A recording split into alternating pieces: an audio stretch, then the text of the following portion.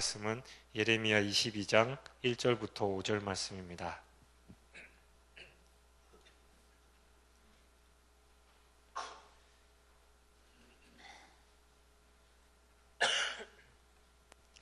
예레미야 22장 1절부터 5절 말씀, 우리 다 같이 한 목소리로 봉독하겠습니다. 여호와께서 이와 같이 말씀하시되 너는 유다 왕의 집에 내려가서 거기에서 이 말을 선언하여 이르기를 다윗의 왕위에 앉은 유다 왕이여, 너와 내 신하와 이 문들로 들어오는 내 백성은 여호와의 말씀을 들을지니라.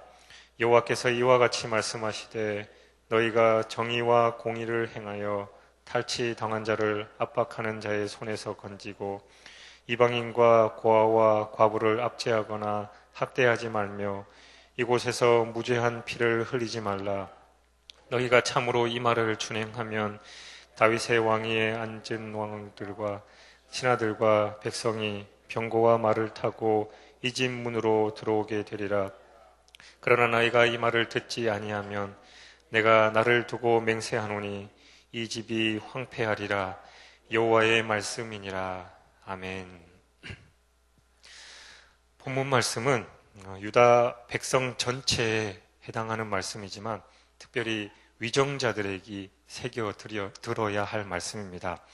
즉 본문은 위정자들이 자신의 권력을 믿고 사리사욕을 채우기 위해 불의를 행하고 또 백성을 압제한다면 하나님의 심판을 면할 수 없음을 분명히 말씀해주고 있습니다. 유다의 왕들은 하나님의 뜻을 따라 백성들을 인도해야 함에도 불구하고 자신의 방탕한 생활로 인해서 오히려 백성들을 피폐하게 만들고 또한 그들을 멸망의 길로 인도했던 것입니다. 유다를 사랑하시는 하나님은 그 백성들을 불쌍히 여기시고 본문에서처럼 자비로운, 그렇지만 냉엄한 공고의 말씀을 하고 계신 것입니다. 3절에 보니까 여호와께서 이와 같이 말씀하시되 너희가 공의와 정의를 행하여, 이 말씀은 신분이나 지위의 높고 낮음을 막론하고 누구에게나 공정하게 대하라라는 말씀입니다. 사실 이것은 민주주의 국가라고 자처하는 나라에서도 잘 지켜지지 않는 경우가 참 많이 있습니다. 우리나라 헌법에도 제11조에 모든 국민은 법 앞에서 평등하다라고 명시하고 있고, 어느 나라 법조문에 누구나 평등한 권리를 갖는다라고 기록되지 않은 그런 법조문이 없습니다. 그러나 실제로 법은 약자에게 항상 불리하고 강자에게만 유리하게 돌아가는 것이 세상의 형국이 되어버렸습니다. 유전무죄, 무전유죄라는 말이 벌써 나온 지가 오래되었지요. 돈 있고 권력 있는 자들 마음대로 좌우되는 나라는 결코 하나님께서 기뻐하시는 나라가 아닙니다. 본문의 말씀은 유다에게만 해당된 말씀이 아니라 오늘날의 모든 나라들, 특히 각 나라의 위정자들이 명심해야 할 말씀입니다. 그들은 자신이 가지고 있는 권력이 사리사욕을 채우기 위한 것이 아니라 모든 백성에게 공평과 정의를 행하기 위하여 있는 것임을 깨달아야만 한다라는 것이죠. 요즘 정세나 우리나라 정치 상황을 보면 그저 한숨만 나올 뿐입니다. 힘있는 국가들은 자국의 이익을 위해서 힘없는 국가 국민들의 인권을 무차비하게 짓밟아 버립니다. 주변 국가들은 서로 이해관계가 얽혀 있어 올바른 목소리조차 내지도 못하는 그런 상황입니다. 우리나라 국가기관이 국민들의 신뢰를 잃어버린 지 오래고 사건 사고 속의 진실은 오간데 없어진 지 오래입니다. 무엇이 진실이고 무엇이 거짓인지를 밝혀야 할 그 사람들이 자신의 이익을 위해 진실을 왜곡하고 국민들을 우롱하고 있는 것이지요. 정의와 공의는 이미 사라진 지 오래고 세상의 빛과 소금으로서 그 역할을 감당해야 할 교회도 그 자정 능력을 잃어버린 지 오래입니다. 누구도, 세상의 그 어떤 사람도 교회의 목소리에 귀 기울이지 않습니다. 한 영화의 대사처럼 너나 잘하세요라고 쓴소리만 내뱉고 있습니다. 하나님께 영광을 돌려야 할 교회가 오히려 하나님의 영광을 가려버리고 있습니다. 참으로 가슴 아픈 일이 아닐 수 없습니다. 또 이방인이나 고아, 과부 등은 다른 사람들로부터 박해받기 쉬운 자리에 있는 사람들입니다. 3절 말씀에 탈취당한 자를 압제하는 자의 손에서 건지고 이방인과 고아와 과부를 압제하거나 학대하지 말며라고 말씀합니다. 공의를 행한다라는 것은 바로 이런 불쌍한 자들을 압제로부터 보호하는 것입니다. 자신의 이익과 쾌락에만 정신이 팔려있는 이런 자들이 이런 가엾은 자들을 착취하고 억압하는데 그의 권력을 남용함으로써 스스로 하나님의 진노를 쌓아가고 있습니다. 법과 권력을 빙자한 폭정과 압제, 이것은 결국 자신의 영혼을 죄의 올가미로 씌워 파멸로 이끌어가는 그런 결과를 낳게 될 것입니다. 요즘 우리나라에서도 28사단 윤일병 구타 사건으로 나라가 참 어지럽지요. 힘없고 약한 사람을 돌봐주고 보호해야 하는데 오히려 그런 사람들을 더 괴롭힙니다. 육체적으로, 물질적으로, 정신적으로 연약한 사람들을 학대하고 이용해 먹습니다. 그들은 그 누구의 도움도 받지 못한 채 그저 당하고만 있습니다. 어디 호소해봐야 아무 소용이 없습니다. 그러나 결국 하나님께서 그들을 심판하실 것입니다. 우리는 공의의 하나님께서 살아 계시다라는 것을 기억해야만 합니다. 이곳에서 무죄한 피를 흘리지 말라라는 본문의 말씀처럼 죄 없는 자가 벌을 받거나 처형당한다라는 것은 공의롭지 못한 일이지요. 죄 없이 처형당하는 사람이 많은 나라일수록 그만큼 불의와 부정이 만연되어 있는 나라입니다. 성경에서도 하나님의 뜻대로 예언하던 우리야 선지자를 여호와김 왕이 죽인 일은 하나의 예가 될 수 있을 것입니다. 우리나라에도 예전에 국가에 대한 비판이나 행동을 하면 쥐도 새도 모르게 사라지는 일이 왕왕 있었지요. 여전히 전 세계 곳곳에서 자신의 권력을 유지하기 위해 소위 밥그릇을 보존하기 위해 무고한 사람들이 희생되고 있습니다. 그러나 정의와 공의의 하나님께서는 이 모든 사실을 알고 계십니다. 그들은 결국 하나님의 심판대 앞에 서고 말 것입니다. 본문에 너희가 참으로 이 말을 준행하면 다윗의 위에 왕위에 앉을 왕들과 신하들과 백성이 병거와 말을 타고 이 집 문으로 들어오게 되리라. 이 말씀은 곧 이때까지 불의를 돌이키고 공의를 행하겠다고 결심하면 하나님께서도 자비를 베풀어서 모든 것을 용서해 주시겠다라는 말씀입니다. 우리 사회에서도 범인이 자수를 하거나 깊이 반성하는 기미가 보이면 정상 참작이라도 해서 관용을 베푸는 경우가 있습니다. 그러나 그렇다고 해서 그의 죄가 없어지는 것은 아니지요. 형량만 다소 가볍게 될 뿐입니다. 그러나 사랑의 하나님께서는 정상 참작뿐만 아니라 이전의 허물을 완전히 소멸해 버리시는 분이십니다. 그토록 악을 행한 이스라엘을 향해 다시 한번 기회를 주십니다. 죄의 삭은 사망이지만 예수 그리스도의 십자가의 보혈로 인해서 저와 여러분은 모든 죄에서 자유를 얻게 됐습니다. 이는 말 그대로 은혜이지요. 자격도 없고 능력도 없지만 값없이 주시는 하나님의 은혜인 것입니다. 우리는 그 은혜를 누리고 살고 있는 것이 얼마나 감사한지 모르는 것입니다. 그러나 이 말을 듣지 아니하면 이 집이 황폐하리라. 아름답고 기름진 유다의 땅이 그들의 죄로 인해 더럽혀져서 아무것도 생산할 수 없는 황무지가 될 것이다 라고 경고하십니다. 하나님의 공고의 말씀을 받아들이느냐 거부하느냐, 그것은 자유의사지만 거부할 경우 나타나는 결과는 참으로 참혹합니다. 은혜의 하나님이시지만 죄악에서 돌이키지 않으면 결국 심판하십니다. 죄를 제거해 버리시고 선량한 백성들을 보호해 주십니다. 사람들은 각자 자기의 자리를 만들며 살아가는 것 같습니다. 천국을 가려고 하는 그리스도인들의 삶도 그동안 자신이 축적해 놓은 그 자리를 그대로 가지고 천국으로 가고 싶어 합니다. 하나님을 섬기는 일도 당연히 자기의 자리를 다지고 또 다지기 위한 일환으로서 시도되고 있습니다. 오늘날 교회가 진정 하나님께서 세우신 교회이냐 여부는 그 교회가 어떤 자리에 관심을 가지느냐 하는 것을 보면 알 수 있습니다. 하나님의 뜻에 합당한 자리에 관심을 가지느냐, 하나님의 뜻에 어긋나는 자리에 관심을 가지느냐. 우리는 하나님께서 관심 없으시고 하나님의 뜻에 어긋나는 그 자리는 과감하게 버려야만 합니다. 솔로몬이 통치했던 이스라엘 나라가 솔로몬 이후에 북이스라엘과 남유다로 나눠졌지요. 문제는 왜 두 나라가 둘로 쪼개졌냐라는 겁니다.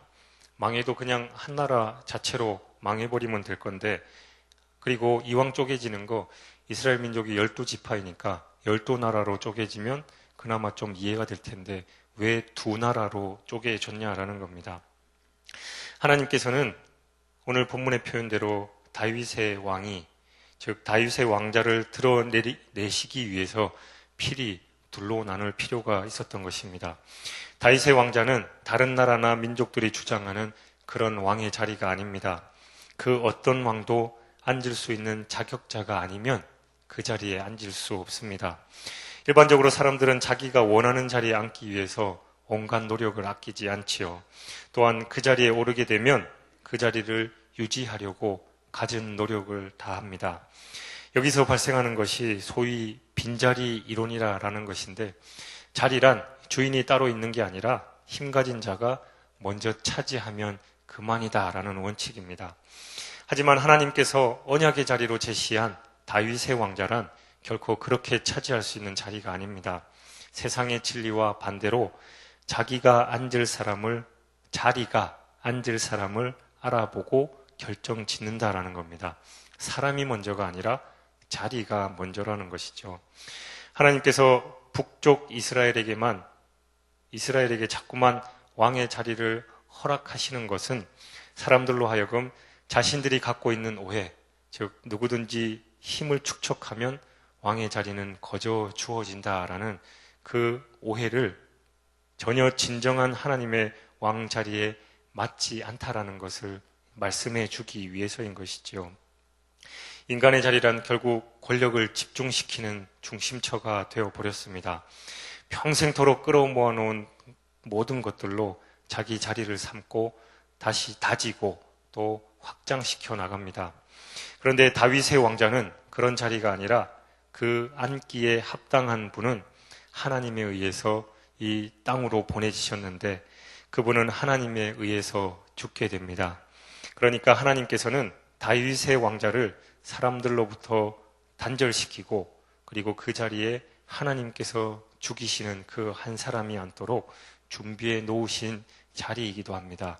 바로 예수 그리스도, 그분 외에는 진정한 왕이 없다라는 것입니다.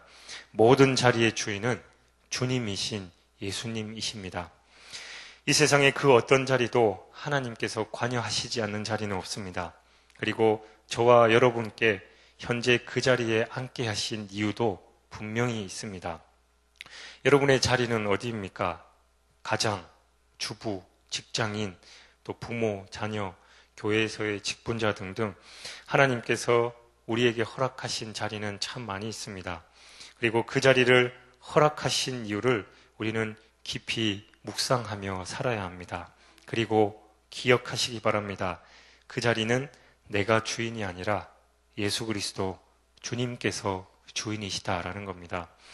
그래서 우리는 그 자리의 주인이신 주님 뜻대로 그 자리에 맞는 역할을 하면서 살아가야 합니다. 그 자리에서 정의와 공의를 행해야 합니다. 약한 자를 세워줘야 하지요. 억울한 일 당하는 자가 없도록 그 자리에서 우리는 최선을 다하며 살아야 합니다. 이 말을 준행하면 그 자리가 유지되고 복을 누릴 것이지만 이 말을 듣지 않으면 황폐하게 되는 심판을 받는다라는 본문의 경고를 잊지 마시기 바랍니다. 아무쪼록 여러분의 삶의 자리에서 하나님께서 맡기신 그 자리, 정의와 공의를 행하셔서 성경 말씀에 약속하신 그 축복을 받아 누리실 뿐만 아니라 많은 사람들에게 나누고 베푸는 그런 삶이 되시기를 주님의 이름으로 축원드립니다. 기도하겠습니다. 하나님 아버지 감사합니다. 오늘 삶의 자리에서 하나님께서 우리에게 원하시는 분명한 목적들이 있을 터인데 우리가 주님의 그 자리, 예수 그리스도께서 주인 되신 그 자리에서 삶을 살아가면서 정의를 행하게 하시고 공의를 행하게 하시며 또 억울한 일을 당하는 자를 세워주게 하시고 또 그런 일이 없도록 세상에서 공의롭게 정의롭게 살아갈 수 있도록 주여 축복하여 주시옵소서.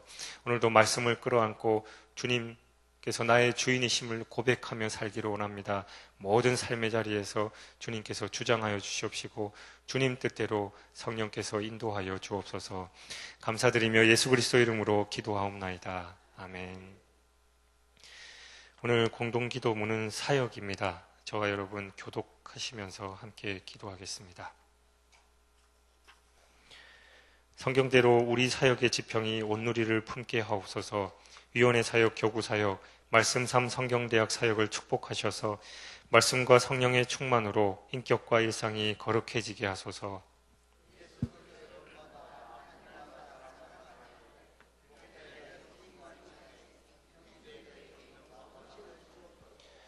한 사람을 사랑하고 세우는 일이 사역의 근원이 되게 하시고 하나님 나라에 헌신하는 작은 모임을 거룩한 영으로 채우시며 우리 사역이 사회 변동과 역사 흐름을 이끌어가게 하옵소서. 아멘. 주님 가르쳐 주신 기도하시겠습니다. 하늘에 계신 우리 아버지, 아버지의 이름을 거룩하게 하시며 아버지의 나라가 오게 하시며 아버지의 뜻이 하늘에서와 같이 땅에서도 이루어지게 하소서. 오늘 우리에게 일용할 양식을 주시고 우리가 우리에게 잘못한 사람을 용서하여 준 것 같이 우리 죄를 용서하여 주시고 우리를 시험에 빠지지 않게 하시고 악에서 구하소서. 나라와 권능과 영광이 영원히 아버지의 것입니다. 아멘. 지금 들은 말씀이 내 삶으로 이어지게 하옵소서. 주일을 준비하고 예배를 섬기는 모든 성도들을 축복하옵소서. 주일의 말씀을 선포하는 설교자들에게 성령의 능력을 주옵소서. 전 세계 12개의 미션 센터가 구체적으로 세워지게 하옵소서. 대통령을 비롯한 위정자들에게 하늘의 지혜를 주옵소서. 일본 선교가 계속 진행됩니다. 월요일 날 돌아오는데요. 코리안 페스티벌이 있는 날인데 많은 분들이 참여하셔서 교제 나누고 특별히 복음이 흘러갈 수 있도록 인도해 주옵소서. 우리 이 제목을 가지고 함께 기도하시고 여러분 각자 가지고 나오신 기도 제목 아래신 후에 자유롭게 돌아가시겠습니다. 함께 기도하겠습니다. 사랑의 하나님 아버지 감사합니다. 오늘 말씀을 통해서 하나님께서 저를 삶에서 걸어가면서 이런저런 자리에 앉히신 다시 한번 말씀드리겠습니다. 하나님, 주님의 그 말씀을 스매트해서 우리가 인생길에 걸어가며 살아가면서 하나님 공의를 행하고 정의를 행하는 삶 살아갈 수 있도록 도와주시옵소서. 권력을 남용하지 않게 하시고 악한 마음 버리게 하시고 진실한 마음으로 또 사랑의 마음으로 많은 사람들을 섬기고 오늘 아버지 할 수 있도록 축복해 주십시오. 간절히 소원합니다. 정의와 공의를 행하고 약한 자를 세울 뿐만 아니라 억울한 일을